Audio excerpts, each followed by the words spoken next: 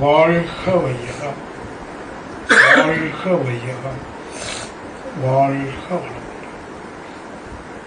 ஓம் சாந்தி சாந்தி சாந்தி. தவத்தினை நிறைவு செய்து அமைதியாக அமர்ந்திருப்போம். எண்ணங்களால் சிதற வேண்டியதில்லை.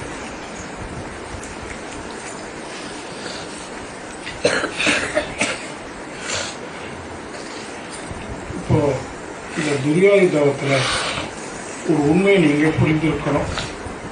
என்ன உண்மையை புரிஞ்சீங்க? யாராவது சொல்லாமா?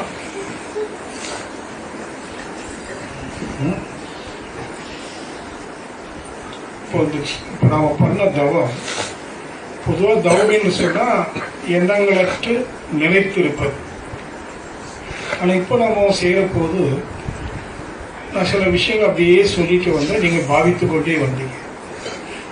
இன்னும் சக்தி கடத்துல சிந்தனையும் பண்ணீங்க. அப்போ சிந்திக்கிற போது அது எப்படி தவம்னு சொல்வது இன்னொரு கேள்வியாகும். ஆனால் ஆரம்ப சாதகத்தில் அது அவசியம். இந்த சிந்தனை மேலோங்கும் போது உங்களுக்கு ஒரு உண்மை விளங்கணும். என்ன உண்மை தெரியுமா? நீங்க ஒரு துளி நீரா கடலாம். நான் சொல்லும்போது ஒரு வார்த்தை சொன்ன ஞாபகம் இருக்கா? கடலில் ஒரு துளி நீர் போல பிரபஞ்சத்தில் நான் என்று சொல்ல. இப்போ நீங்க ஒரு துளி நீரா கடலாம். நீர் கடல் அல்ல. கடல் நீங்க என்னை புரிஞ்சிட்டீங்களோ, உணர்ந்து புரிஞ்சிட்டீங்களோ, அதான் எல்லை. நான் என்பது இப்போ எல்லை கட்டி இருக்கு. அதனால நம்ம உணர்ச்சி வசப்படுறோம். நம்முடைய உணர்வு உடல் அளவுக்கு எல்லை கட்டுறது. இந்த உடல் மூலமா நமக்கு என்ன உணர்வு கிடைக்குது? உங்களுக்கு என்ன உணர்வு கிடைக்குது உடல் மூலமா? இல்ல, இன்பம் அல்லது துன்பம். அப்படிதானே? உங்களுக்கு இந்த இடத்துல ஒரு கம்ஃபர்ட் கிடைக்கலன்னா உங்க மனசு என்ன ஆகும்? கொஞ்ச நேரத்துக்கு முன்னாடி பார்த்தோம், எனக்கு நாற்காலி கிடைக்கல, ஒரு எமோஷனல் ஸ்டேஜ் வருதா இல்லையா? 4 நாளா சுத்திட்டே வரும். எத்தனை எமோஷன்ஸ் எனக்கு கூட. எனக்கு நல்ல பெட்ரூம் கிடைக்கல, பாத்ரூம் சரியில்லை. நான் சொல்லுவேன், இந்த நான் உடலளவுக்கு எல்லை கட்டி இருக்கிற போது இன்பம் அல்லது துன்ப உணர்வுல ஆட்படுவோம், சகஜம். ஆனா அதை யார் கடந்து வர முடியும்னு கேட்டீங்கன்னா, என்று நான் இந்த உடலளவுக்கு எல்லை கட்டியவன் அல்ல, நான் பிரபஞ்சம் முழுவதும் நிரம்பி இருக்கிறேன். இது ஒரு பேருண்மை. ஆன்மீகத்துல எங்க ரகசியமான உண்மை என்ன தெரியுமா? நல்லா கவனிங்க. நீங்க எங்க இருக்கிறீங்க? உங்க பேரு ரொம்ப சொல்லுங்க. உஷா எங்க இருக்கிறாங்க? உஷா எங்க இருக்கிறாங்க? திருப்பூர். இப்ப எங்க இருக்கிறாங்க? சிப்பாடி. இன்னும் கேட்கறேன், இப்ப எங்க இருக்கிறீங்க? எங்கும் இருக்கு. இதுதான் நீங்க கொண்டு யார்கிட்ட போய் கேட்டாலும் where you are என்ன சொல்லிடுவோம்? I am here. அப்படிதானே? பட் உண்மை என்ன தெரியுமா? இந்த நான் இருக்கு இல்லையா, நான் ஒண்ணு, அது எதுன்னு தெரியாது. இந்த 3 நாள்ல கண்டுபிடிச்சிருவோம். இந்த நான்கிறது எங்க இருக்கு தெரியுமா உங்களுக்கு? எங்க ஒரு துளி நீர் எங்க இருக்குது? கடல்ல. என்னவாக இருக்குது? கடலாக இருக்குது. ஆமா, இதான் நீங்க செஞ்சீங்க. இதுதான் நம்முடைய உண்மை. இந்த நான் என்பது, சுயம் என்பது எங்கும் நீக்க வர நிறைந்தது. சரி, நான் உண்மை சொன்னதுனால உண்மை ஆயிடுமா? அதான் இல்லை. அதான் மாதிரி சொன்னார், சொல்லாது மட்டும் ராதாகிருஷ்ணன் சொல்லுவான், நீ எங்கும் நீக்கவர நிறைந்திருக்குதுன்னு அவன் சொன்னதுனால நீங்க என்ன செய்யக்கூடாது? நம்ப கூடாது. என்ன செய்யணும்? சுயமா சிந்திக்கணும். எப்படி சிந்திக்க போறீங்க? அப்ப நான் உங்களுக்கு என்ன சொல்லி கொடுக்க வேண்டியிருக்கு? சுயமாக எப்படி சிந்திக்கணும்? சிந்திக்கலாமா? இப்போ எனக்கு காட்சியா கிடைக்கும். 20 ஆண்டுகளுக்கு முன்பு நான் எங்கும் நீக்கவரை நிறைந்திருக்கிறேன் என்பதற்கு நான் ஆழ்ந்த சிந்தனை இருக்கிற போது இயற்கை எனக்கு கொடுத்த ஒரு அடையாளம். அதையே உங்களுக்கு சொல்றேன். நீங்க அதை சிந்தனைக்கு எடுத்து உண்டு செய்துப்பா. எனக்கு 10-20 வருஷத்துக்கு முன்னாடி நடிகர் சொல்றது, எனக்கு இந்த கழுத்துல வலி இருக்கும், சர்வைக்கல் ப்ராப்ளம் சொல்லுவாங்க இல்லையா.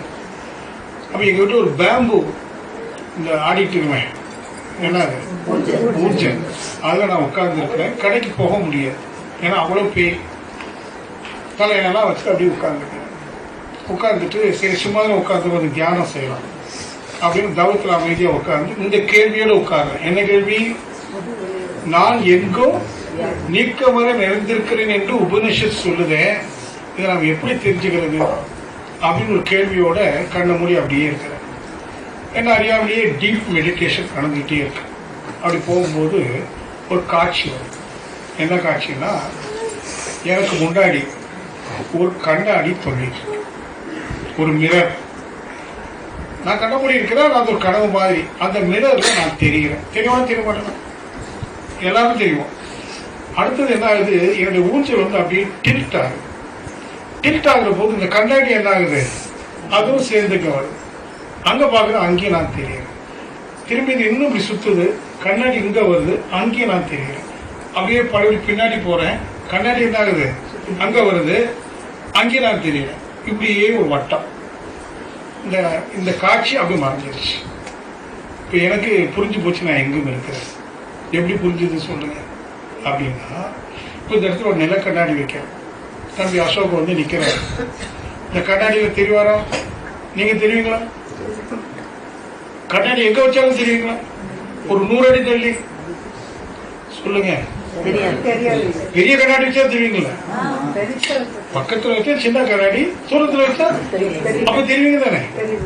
ஒரு 10,000 மைல் அந்த பக்கம் ஒரு பெரிய கண்ணாடி வச்சா தெரியுங்க தானே. பல கோடி மைல் தள்ளி அதுக்கு தகுந்த மாதிரி பெரிய கண்ணாடி வச்சா தெரியுங்களா? தெரியுங்க. இப்ப நான் ஒரு கேள்வி கேட்கிறேன், நீங்க இருக்கிறது இங்க, அந்த கண்ணாடியில் எப்படி தெரியுறீங்க? இப்ப வீட்டுக்கே வரும், சின்ன நில கண்ணாடி, தலைவாரது கண்ணாடியில முகத்தை பார்க்கிறோம், உங்க பிம்பம் அதுல தெரியும். அப்படின்னா என்ன அர்த்தம்? நான் சொல்றதுல ஆழமான சிந்தனை இருக்கு, நீங்க விட்டுறாதீங்க. ஏன்னா இது ஒரு சின்ன சான்று தான், அலட்சியப்படுத்தாம நீங்க சிந்தனைக்கு எடுக்கணும். ஒரு கண்ணாடியில ஒரு உருவம் தெரியும், அந்த உருவம் தெரியுதா என்ன அர்த்தம்? எப்படி தெரியுறீங்க சொல்லுங்க. சும்மா ரிஃப்ளெக்ஷன், எல்லாருக்கும் தெரியும், பிரதிபலிக்கிறது அப்படித்தானே, அதனாலதான் தெரியும். ஆனா ஒரு உண்மை, ஒரு பிரதிபலிப்பு நிகழ வேண்டுமானால் மோதுதல் நிகழணும். மோதுதல் இல்லாம பிரதிபலிப்பு இல்ல தானே. சரி, நீங்க இங்க இருந்தீங்களா, இப்ப கண்ணாடியில மோதினீங்களா? மோதினீங்களா இருந்தீங்களா? இங்க இருப்பா இருக்கிறீங்க, அப்படி எப்படி மோதுனீங்க? அப்படி மனசால மோதல, உங்க உடம்புல என்ன போகுது? அலை. ஏன் போகுது அப்படின்னா, நம்ம உடல் அல்லது ஒரு பொருள் எடுத்துக்கிட்டீங்கன்னா, ஒரு பொருள் என்பது தோற்றத்துக்கு தான் ஒரு பொருள். ஒரு ஆப்பிள்னு வைத்துக் கொள்ளுங்களேன், அந்த தோற்றத்துக்கு ஆப்பிள்னு பேரு. ஆனா அந்த ஆப்பிள் எதுவால ஆனது? பல கோடி அணுக்கள். அணுக்கள் என்ன பண்ணிட்டு இருக்குது? தனத்தானே வேகமா சுத்து. அப்போ அந்த ஆப்பிள் பழத்துல இருக்கிற அனைத்து அணுக்களும் வேகமா சுத்திக்கிட்டே இருக்கு. சரி, ஒரு உதாரணம், இந்த ஃபேன் இப்ப என்ன பண்ணிட்டு இருக்கு? வேகமா சுத்து. நல்லா கவனிங்க, இது ஒரு விஞ்ஞானம். வேகமா சுத்து. இது சுற்றுறதுனால என்ன நிகழுது? காற்று வரல, காற்று எவ்வளவு இந்த ரூம்ல இருக்கு, இருக்கிற காற்று என்ன பண்ணுது? அழுத்தது. அப்ப என்ன ஏற்படுது? ஒரு சுழற்சி இருந்தால் ஒரு அழுத்தம். இதான் விஞ்ஞானம். அந்த விஞ்ஞானம் எப்படி சொல்லுங்க, எங்கு சுழற்சி இருக்கோ அங்க அழுத்தும் சக்தி வந்து கொண்டே இருக்கும். எவ்வளவு நேரம் சுத்துதோ அவ்வளவு நேரம் வந்து அழுத்தம் வந்துகிட்டே இருக்கும், அலையா வந்துட்டு இருக்கும். அது மாதிரி இப்ப ஆப்பிள் பழம், ஆப்பிள் பழத்துல என்ன இருக்கு? பல கோடி அணுக்கள். அணுக்கள் என்ன பண்ணிட்டு இருக்குது? சுத்திக்கிட்டே இருக்கு. அப்ப அதுல என்ன வரணும்? ஒரு அழுத்தும் சக்தி. அந்த அழுத்தும் சக்தி தான் கண்ணாடியில போய் என்ன செய்யுது? மோதுது, பிரதிபலிக்குது. எதை பிரதிபலிக்குது? எந்த பொருள் இருக்குதோ அது இங்கிருந்து போனது என்ன? தள்ளும் சக்தி. அப்ப ஒவ்வொரு தள்ளும் சக்தியிலையும் இந்த பழத்தினுடைய உருவம் இருக்கா இல்லையா? ஆனா போற வழியில தெரியுமா அந்த உருவம்? தெரியாது. கண்ணாடியில் போய் மோதுனாதான். அப்ப மோதுதல் தென் பிரதிபலித்தல். ஏன் எப்படி மோதுது? அந்த பொருளில் இருக்கிற அணுக்கள் சுழறதுனால ஒரு சுழல் சக்தி ஏற்படுவதனால ஒரு தள்ளும் சக்தியும் ஏற்படுது. அந்த தள்ளும் சக்தியில என்ன இருக்கும்? இந்த பொருளுடைய வடிவம்.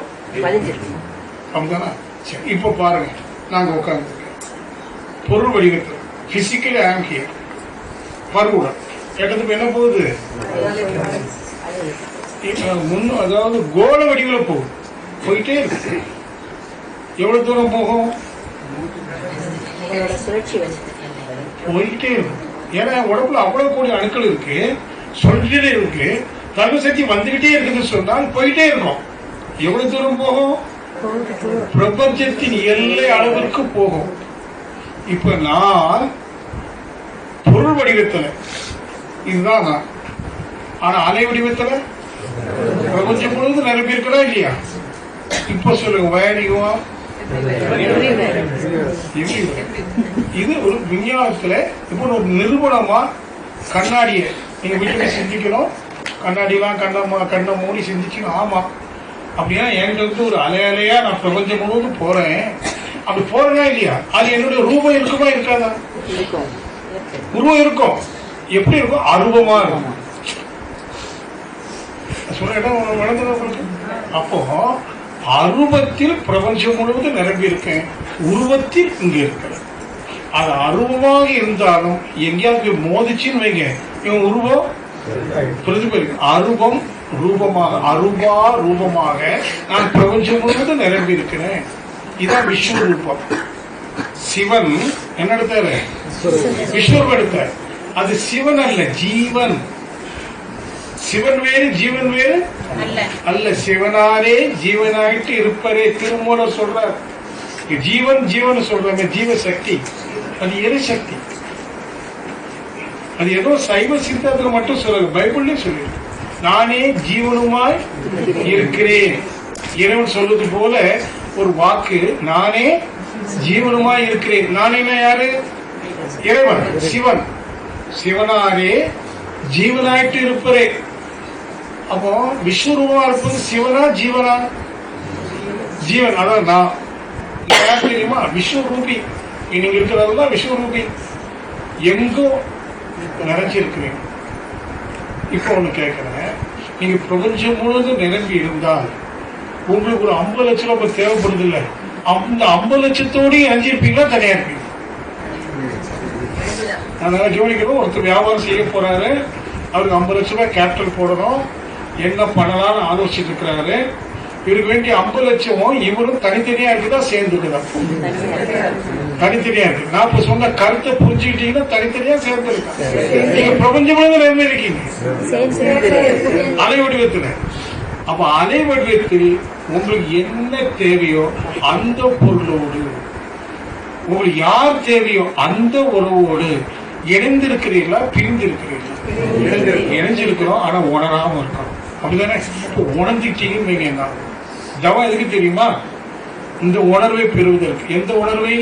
நான் எங்கும் நீக்க வர, எல்லாமாக, எப்போதுமாக, பிறப்பிறப்பு அற்றவனாக நான் இருக்கிறேன் என்கிற அந்த நான் என்கிற தத்துவத்தை உணர்ந்து கொள்வதற்கு தவம்.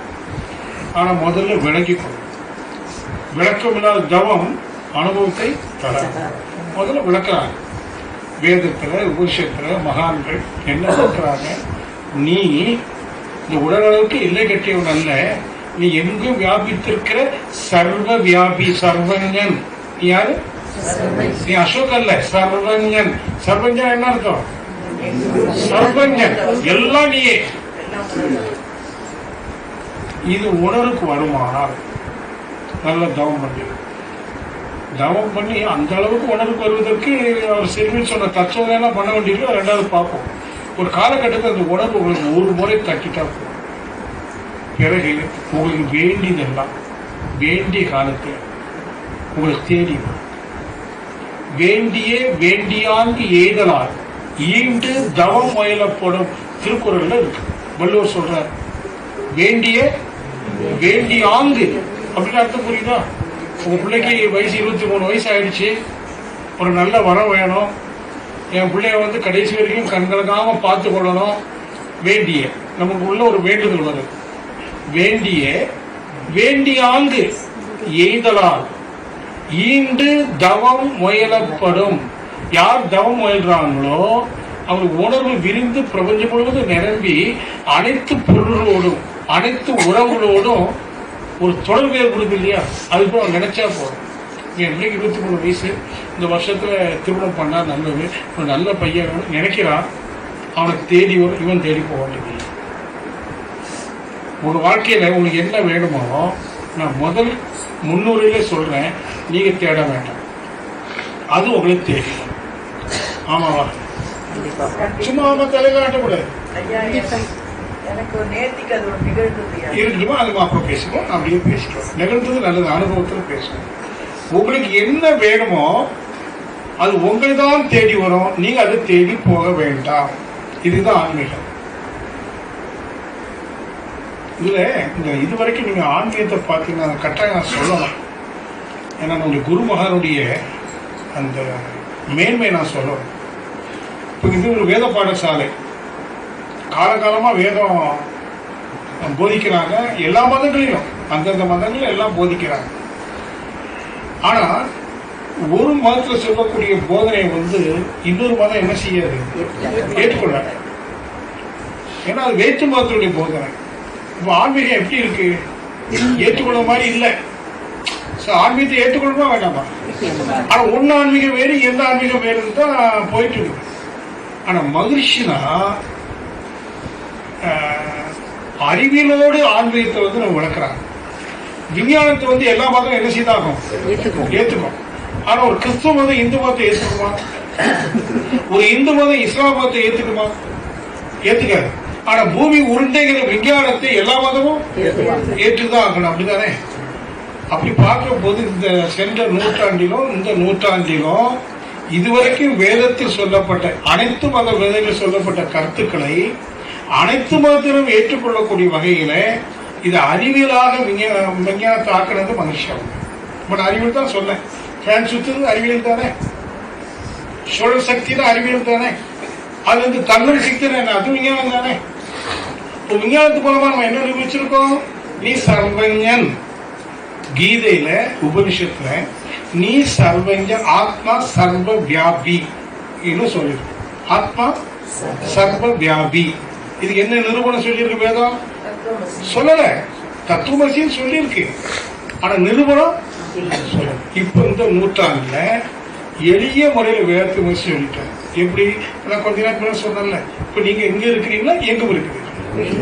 என்ன சொல்லலாம்? உடல் அளவில் நான் இங்க இருக்கிறேன், உருவத்துல நான் இங்க இருக்கிறேன், அருவமாக எங்கும் இருக்கிறேன். அப்ப எங்கும் இருக்கிறேன் என்ன அர்த்தம்? எல்லாவற்றோடும் இணைந்து இருக்கிறேன். நான் ஒரு துளி நீர் தான் கடலில், ஆனால் நான் கடல். அந்த சாங்க நீங்க சிந்தனை எடுத்துக்கணும். சரி, இனி இது உணர்வு தட்டிடுச்சுன்னா ஒரு முறை நீங்க என்ன நினைக்கிறீங்களோ அது உங்களுக்கு தெரியும். சரி, இதுக்கு என்ன விஞ்ஞானம் இருக்கு? வேண்டியான் எய்தலால் ஈண்டு தவம் முயலப்படும் வள்ளுவர். இதுக்கு என்ன நிரூபணம் வள்ளுவர் சொன்னாரு? அவர் பொழிப்புரை எழுதலையே. திருக்குறள் பொழிப்புரை திருவள்ளுவர் எழுதல. அப்ப இது எப்படி விஞ்ஞான ரீதியா புரிந்து கொள்வது? அதுக்கு ஒரு உதாரணம் சொல்றேன், உங்க எல்லாரும் தெரிஞ்சது. இப்ப இந்த இடத்துல ஒரு ஸ்வீட் போடுறோம், சாக்லேட். உங்க வீட்டுல ஹாலில் வந்து ஒரு சாக்லேட் கீழே விழுந்துருச்சு, அல்லது ஒரு சுகர் ஏதோ ஒன்று விழுந்துருச்சு. ஒரு 10-15 நிமிஷம் என்ன ஆயிடும்?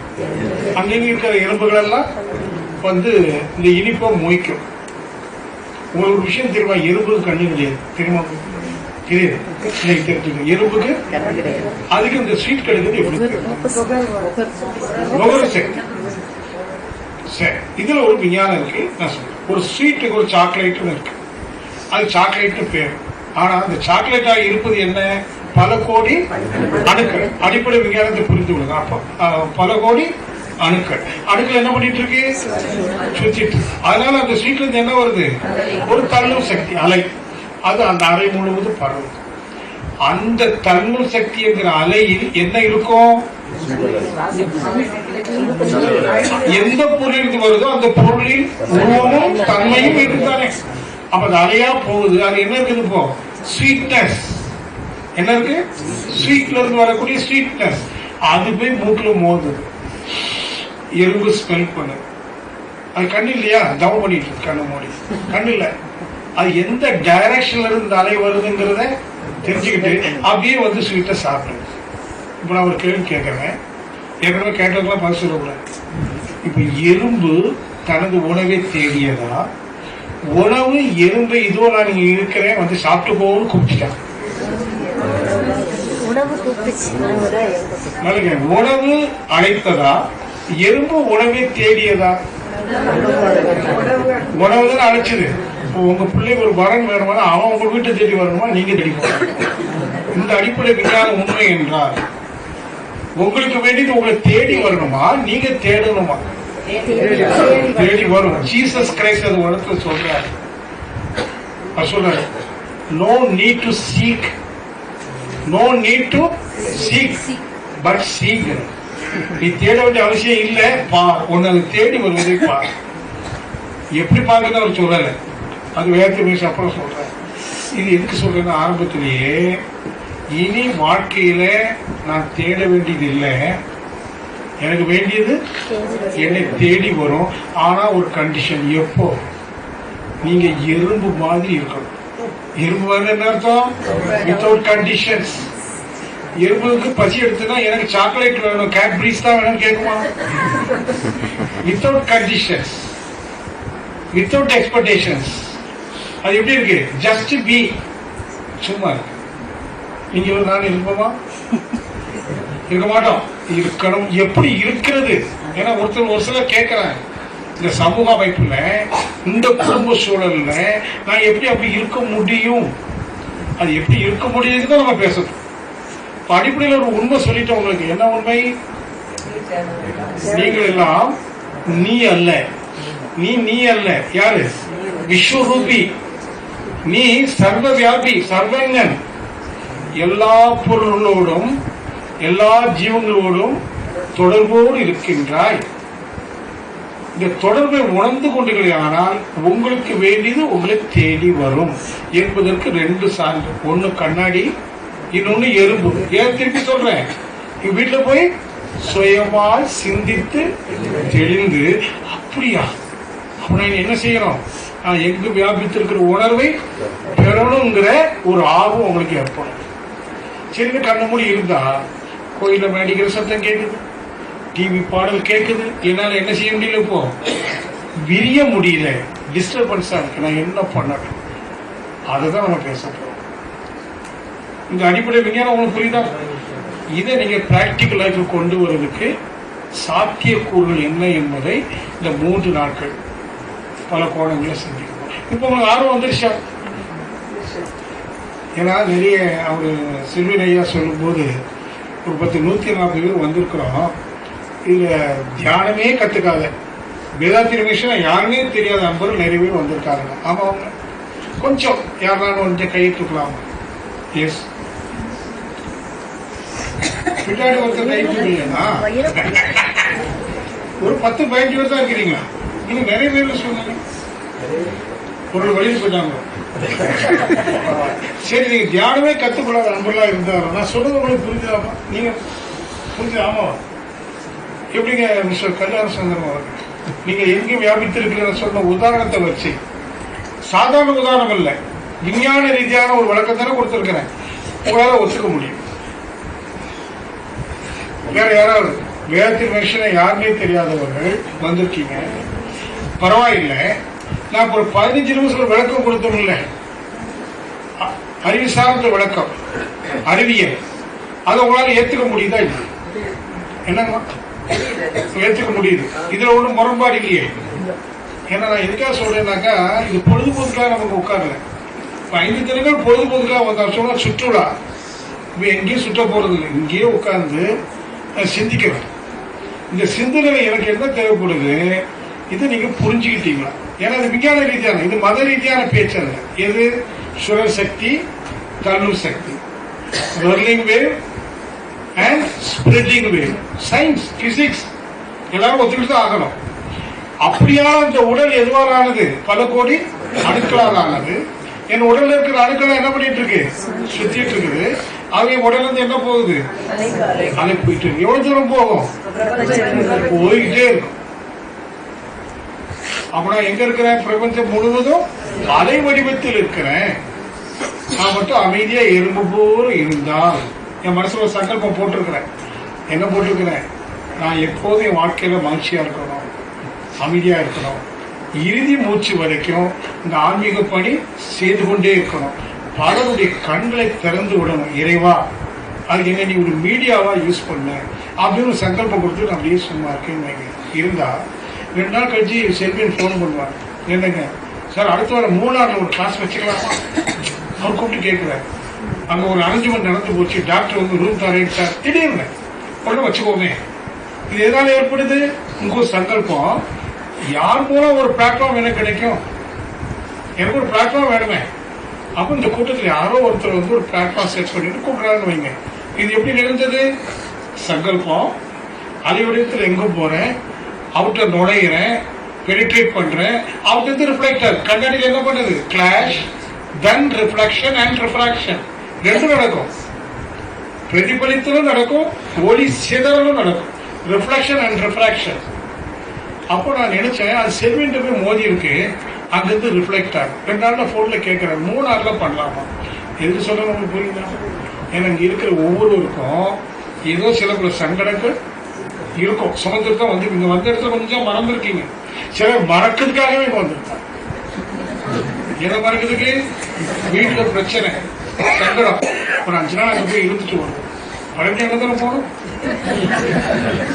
இவங்களை கொண்டு போக முடியுமா? குமரிக்கு குமரி கடவுள் இங்க கொண்டு போக முடியுமா? முடியாது. நிறைய பேர் மனசுக்குள்ள ஏதோ சங்கடங்கள் இருக்கு. வீட்டுல இருக்கிற பிரச்சனை, பண பிரச்சனை, பிள்ளை சரியில்லை, பிள்ளைக்கு வாழ்க்கை அமையல இருக்காது. இந்த இடத்துலதான் இவரு ஜீசஸ் கிரைஸ்ட் பத்தில சொல்றாரு. இயேசுவாங்க வருத்தப்பட்டு பாரம் சுமக்கின்றவர்கள் என்னிடம் வாருங்கள், என்ன தரேன், எழுப்பாரு. அது இயேசு சொல்றது இல்லை, இறைவன் சொல்வதாக அமையுது. என்ன அர்த்தம்? யார் இறைவனை நோக்கி பயணிக்கின்றார்களோ அவருடைய சங்கடங்கள் எல்லாம் இறக்கி வைக்கப்படும். அப்ப நமக்கு ஒரு டிராவல், ஒரு பயணம் வேணும். இப்ப பயணம் வேற 5 நாள், இன்னொரு பயணம் வேணும். Towards the totality. நம்முடைய பயணம் என்பது முழுமையை நோக்கி அமையணும். முழுமையா எங்கு வியாபித்து. நான் இங்க மட்டும் இருக்கிறேன், வருத்தப்பட்டு பாலம் சுமந்துட்டு இருக்கிறேன். ஆனா இறைவனை நோக்கி நான் ஒரு பயணம் செய்யறேன். இறைவன் தான் டோட்டாலிட்டி, முழுமை. இறைவனுக்கு என்ன பேருக்கு? முழு முதல் பொருள். கடவுள் அல்ல, முழு முதல் பொருள், முழுமையான முதன்மையான பொருள் இறைவன். அந்த முழுமையை நோக்கி ஒரு பயணம், ஆன்மீக பயணம். இதுக்கு நீங்க என்னோட டிராவல் பண்ணுங்க. 3 நாள் நான் சொல்லக்கூடிய கருத்துக்களை நீங்க அமைதியா உள்ள வாங்கணும். அப்புறம் அந்த போன பிறகு வார்த்தைகளை உட்கார்ந்து தனியா உட்கார்ந்து சுயமாய் சிந்தித்து இந்த 3 நாள்ல தெரிஞ்சுட்டேன்னு வைங்களேன். அப்புறம் உங்களுக்கு ஆர்வம் வந்துடும். இன்னும் டீப்பா செய்யலாம். என் சங்கடங்கள் எல்லாம் போகணும். என்னுடைய சந்ததியர்கள், என்னோட சங்கடம் மட்டுமல்ல, என் மனைவி, என் குழந்தைகள், பேர குழந்தைகள், அவர்களுக்கு வரக்கூடிய சந்ததியர்கள் இருக்கு இல்லையா? நம்முடைய இனப்பெருக்கம் சந்ததி தானே. அவனுக்கு என்ன கொடுக்கணும்? நாம போ பொருள் அல்ல, அருள். பொருள் கொடுக்கறதோட எதை கொடுக்கணும்? சிலர் வீட்டுல பாருங்க, நிறைய பொருள் இருக்கு. பொருள் வசதியா சேர்த்து கொடுத்துட்டோம். வாழ்க்கை கொடுக்க முடிஞ்சுதா? உங்க வீட்டுக்கு போங்க கொஞ்சம். உங்க அப்பா அம்மா எவ்வளவு சம்பாதிச்சாங்க, எவ்வளவு லட்சம் செலவு பண்ணி திருமணம் செய்து வச்சாங்க. நீங்க உங்க குழந்தைகளுக்கு எவ்வளவு வச்சு கொடுத்தீங்க? என்ன கொடுத்துட்டோம்? பொருள் கொடுத்துட்டோம். வாழ்க்கையை கொடுத்துட்டீங்களா? அவங்க மகிழ்ச்சியா வாழ்றாங்க இல்ல நீங்க மகிழ்ச்சியா வாழ்றீங்க? ஒரு கேள்வி சொல்லி வழங்குறோம். ஏன் வழங்க? பொருள் மகிழ்ச்சியை தராதுங்கிற ஒரு உண்மையை முதல்ல புரிஞ்சுக்கணும். ஏன்னா பொருள்னு நம்ம தேடிக்கிட்டே இருக்கோம். அதான் இயேசு சொல்றேன், நோ நீட் டு சீக். நீ எதற்காக பொருளை தேடுகிறாயோ அது உனக்கு பொருள் கிடைக்கும்.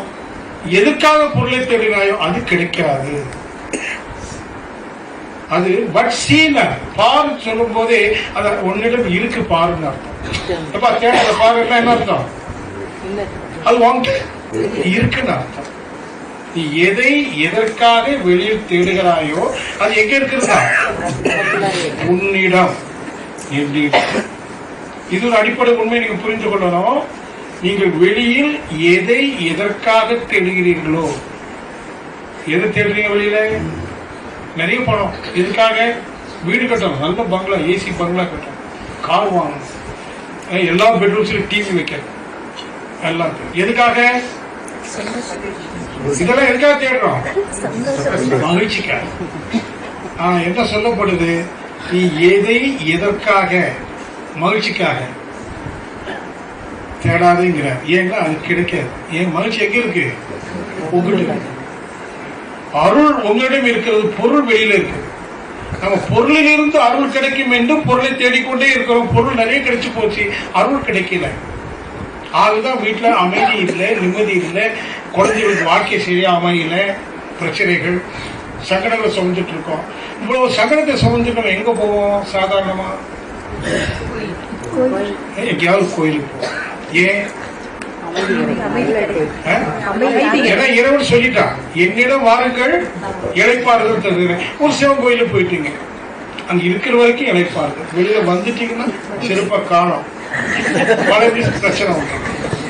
நான் ஒரு உண்மையை சொல்றேன், உங்களுக்கு நிரந்தரமான அமைதியும் மகிழ்ச்சியும் எந்த கோயிலிலும் எந்த இறைவனாலும் உங்களுக்கு கொடுக்க முடியாது.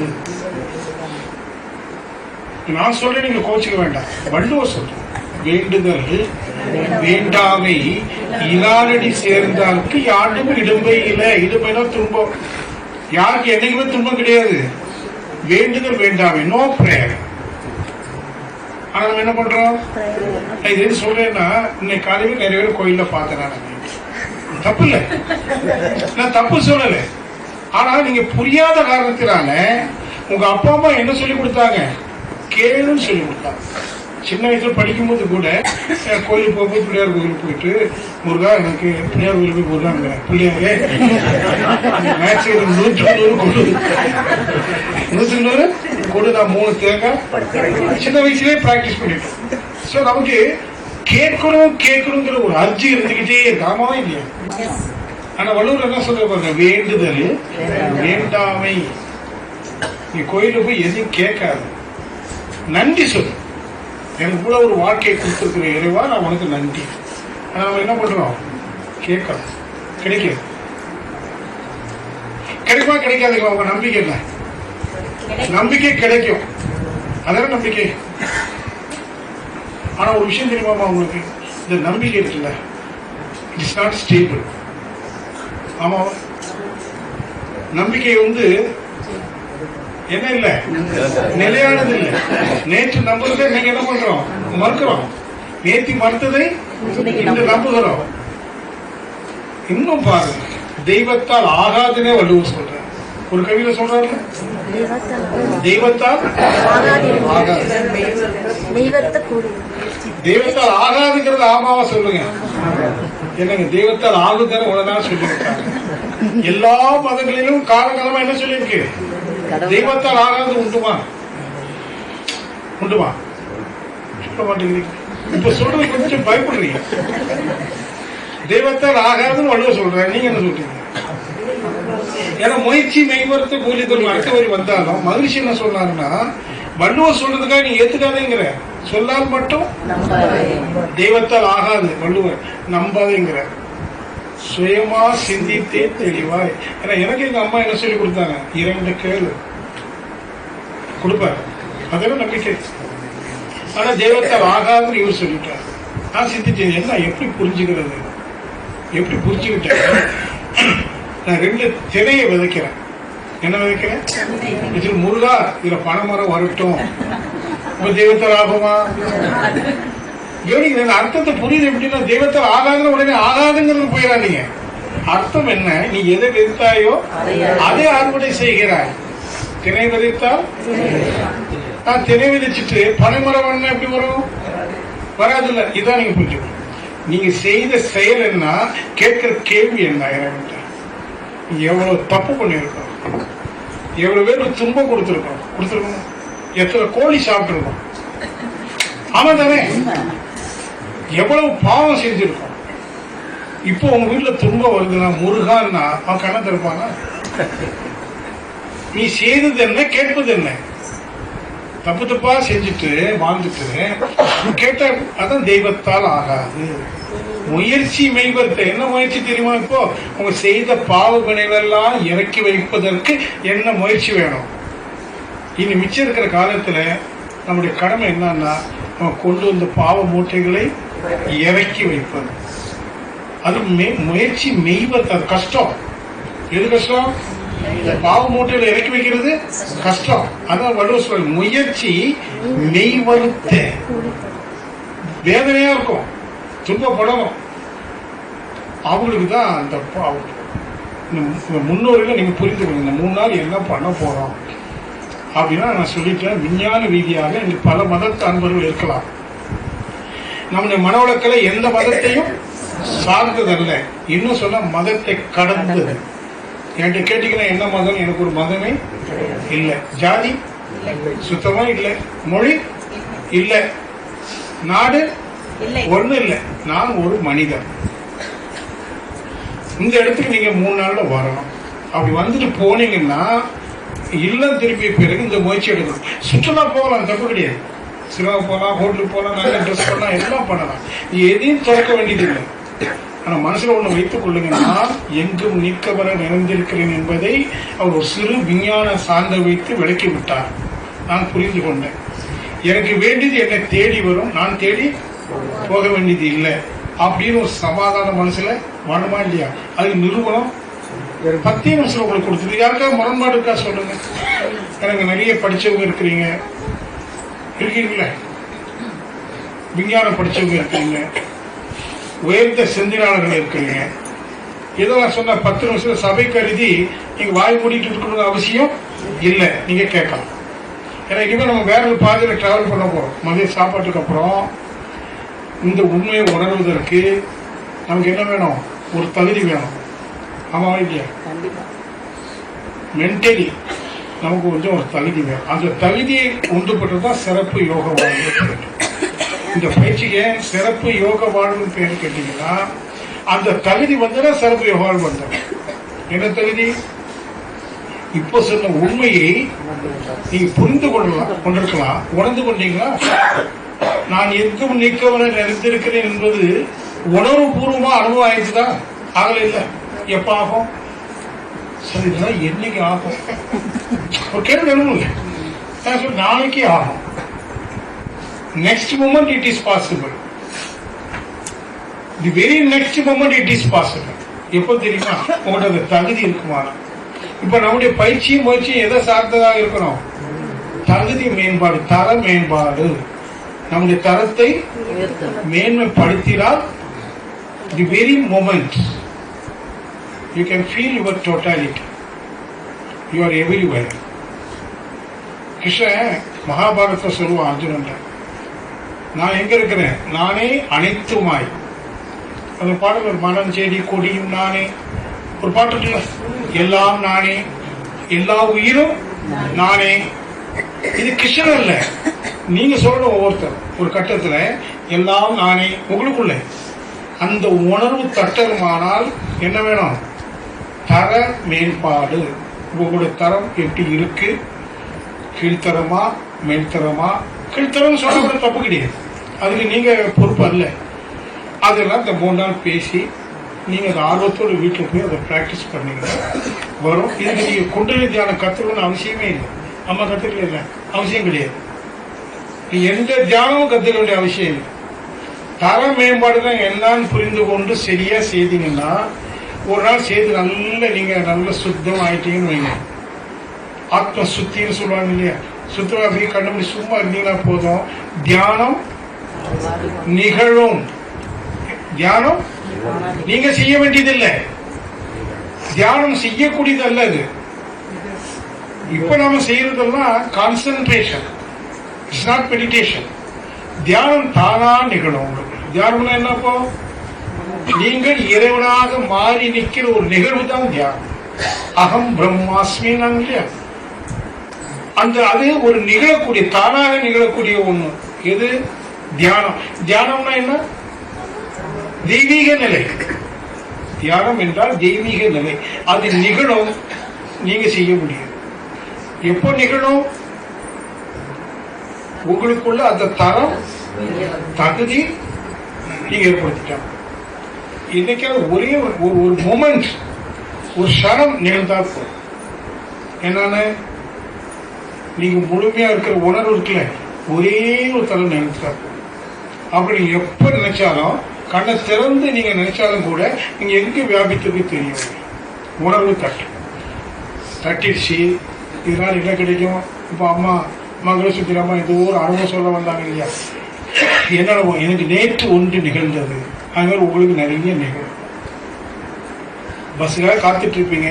பஸ் வரும், கூட்டமா இருக்கும், ஏற முடியாது. ஐயோ பஸ்ஸெல்லாம் போயிடுச்சு, கடைசி பஸ்ஸும் போயிடுச்சு நினைப்பீங்க.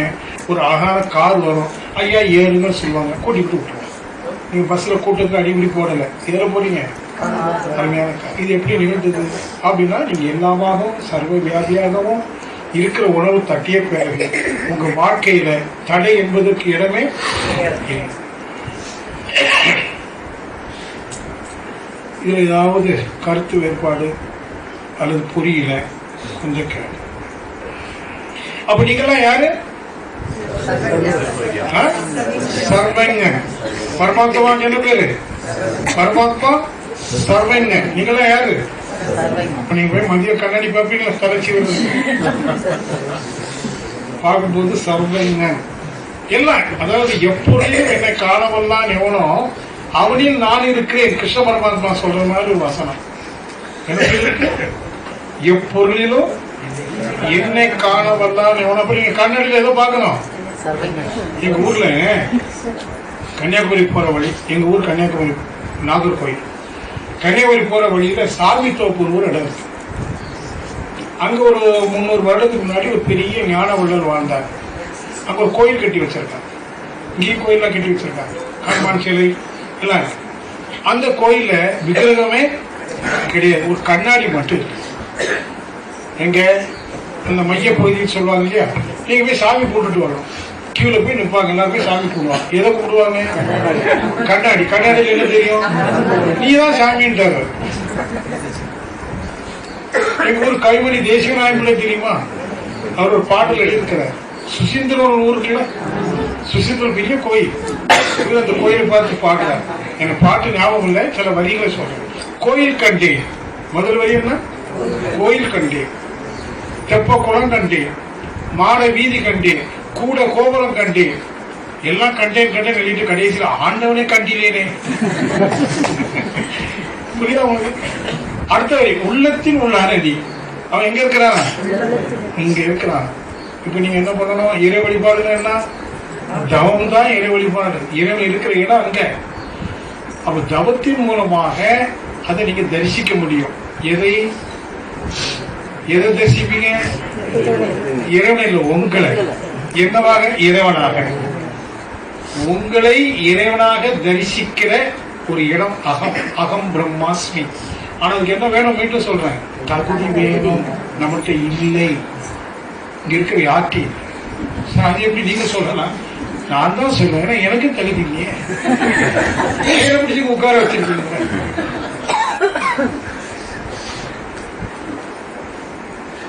சிரிக்கிறேன். இப்ப நம்முடைய முயற்சியெல்லாம் என்ன? தர மேம்பாடு. எதுக்காக? உங்களை நீங்கள் இறைவனாக தரிசிக்கிறதுக்காக. ஒரு முறை தரிசிச்சீங்கன்னா, நான் உன்னை விட்டு விலகுவதில்லை. ஒரு வசனம் இருக்கு, நான் இப்போதும் உன்னுடன் இருக்கிறேன், உன்னை விட்டு விலகுவதில்லை, கைவிடுவதில்லை.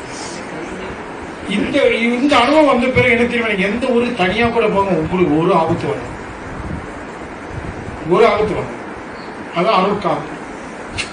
அப்ப இந்த ஒரு நிலையை அடைவதற்கு இங்க இருக்கிற ஒவ்வொரு ஆன்மாவுக்கும் தகுதி இருக்கு.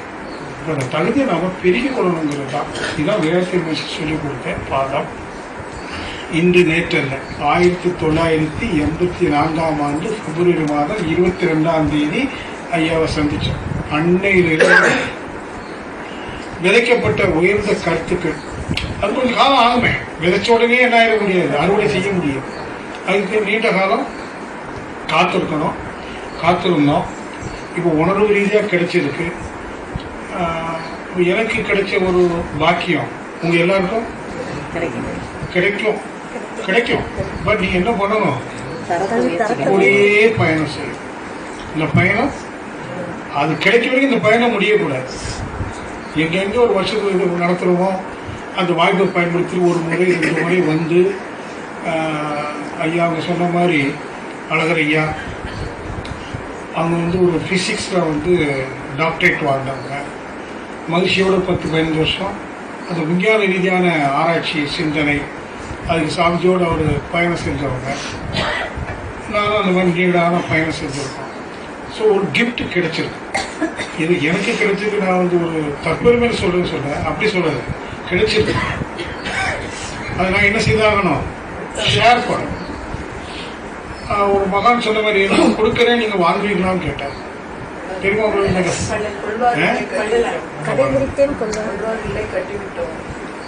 அது வள்ளலாருடைய இதில் கொள்வார் இல்லை கடைபிடித்தே கட்டி விட்டுனார். இவரு அந்த கடையை பலபடி திறந்துட்டார். கடை பலபடி நல்லா ஓடுதான். இல்லைங்கம்மா, நான் சொன்னது வள்ளலார் அல்ல, ரமண மகரிஷி. ரமண மகரிஷ்ட போய் ஒரு பையன், அவன் பேர் UG கிருஷ்ணமூர்த்தி பேர். நான் ஈஸ்வரமோர் அவர் 96 வயசுல இறந்துட்டார். இப்போ நான் 4 வருஷம் முன்னாடி. அவர் 21 வயசு இளைஞனாக இருக்கும் போது ரமண மகர்ஷி போய் சந்திக்கிறார். அந்த UG கிருஷ்ணமூர்த்தி ஒரு பெரிய பிலாசபர், ரொம்ப தத்துவ ஆய்வு செய்யக்கூடியவர்.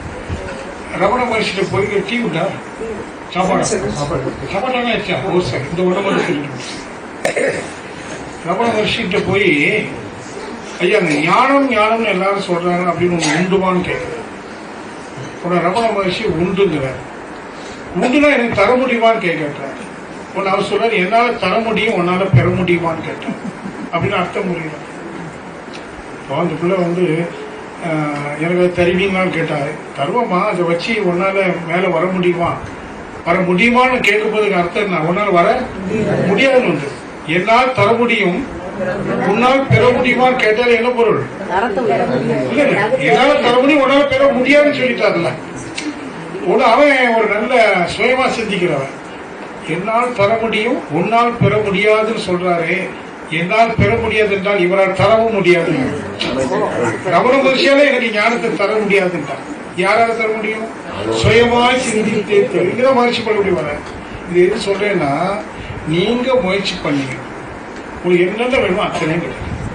ஆனா நீங்க முயற்சி பண்றதுக்கு ஒரு ஆர்வம் ஏற்படுத்தணுமா இல்லையா, ஒரு வைராக்கியம், அதுதான் நாங்க செஞ்சுட்டு இருக்கோம். வைங்களேன், மகர்ஷி அதான் பண்ணாரு, நமக்கு அதான் பண்ண சொல்லி கொடுத்துருக்கிறாரு, பண்ணியிருக்கிறோம், பெற்றிருக்கிறோம்.